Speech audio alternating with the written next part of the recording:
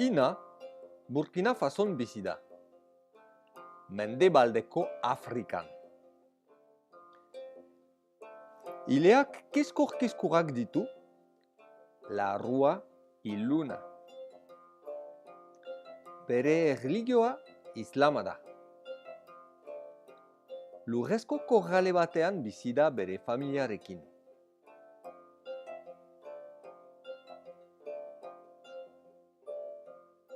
Ni aldiz, Ipar Euskal Herrian handitu naiz. Gaztain koloreko ileak ditut, eta nire larrua gorritzen zait iguzkitan. Eliza batean bataiatu naute eta adreiluzko etxe batean altxatu. Nola erran dezaket Ina nire ama dela.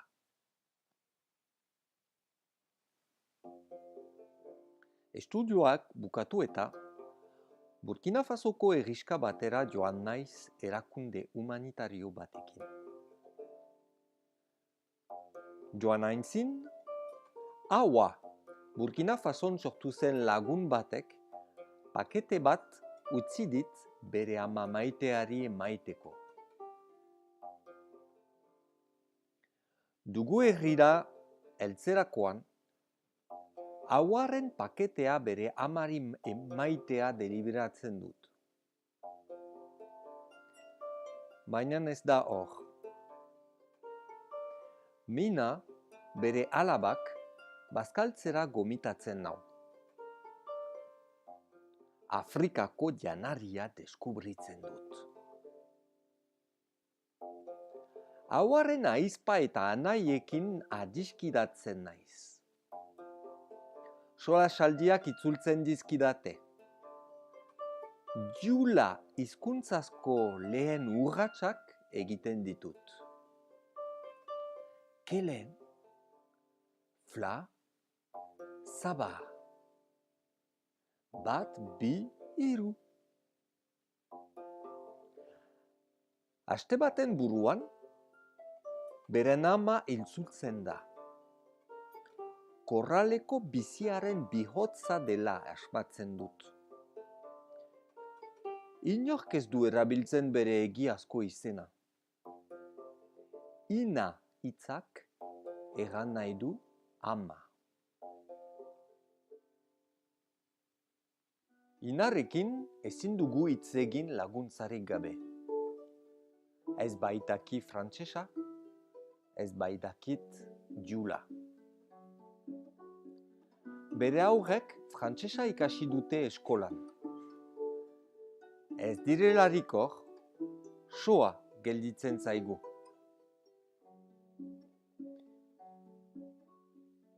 Inaren begietan, atzematen dut sentimendu goxo eta maitekor bat. Baina makur handiak pairatu dituela antzematen dut. Elkar estimatzen dugu. Gogo nuke bere bizia gehiago ezagutzea eta bere hizkuntza ikasteko gogoa pizten zait.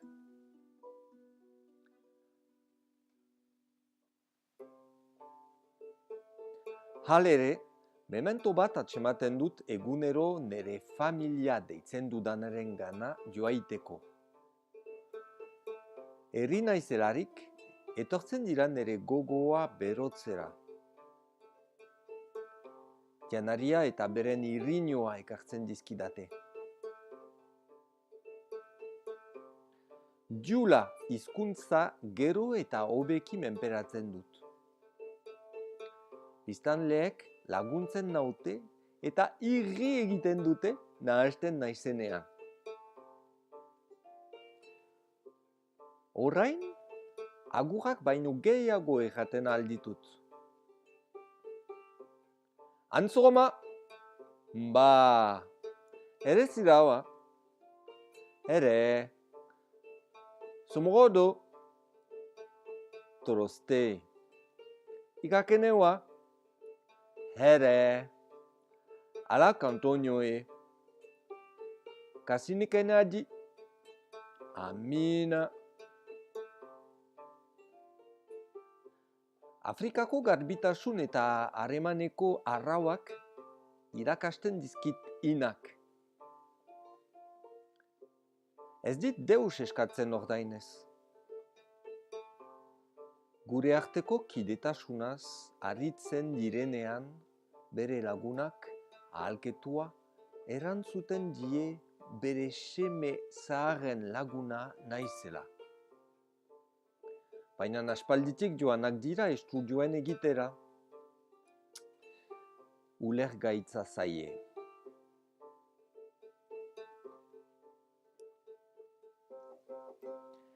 Ni ere bere semea naizela iduri zait. Baina denentzat gauzatu da hauaren ezkontza egunean. Zeremonia tradizionalean, Andere esposak 3 egunez bere aurpegia gordetzen du buruzapi xuri batekin kanpora ateratzen delarik.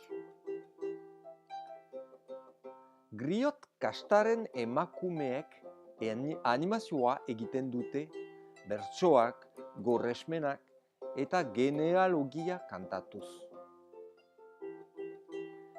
Esposaren ganbaran atxeman nautelarik harrituak izan dira.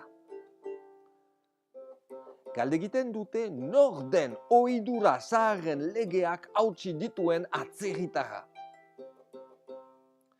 Bere buruaz biziki segur, inak erantzuten die bere seme adoptatua eta esposaren neba naizela. Irrikarkaila ondotik, Griot emazteen nagusiak bost gora gailutik nere laudatzen hasi da kantuz. Hori entzutean, kanpoan direnak pozten dira eta eguneroko kilimiska bilakatu da.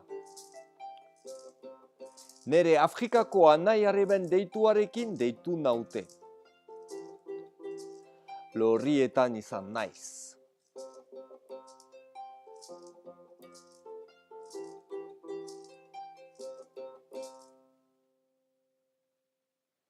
Afrikako errantzahar batek dio.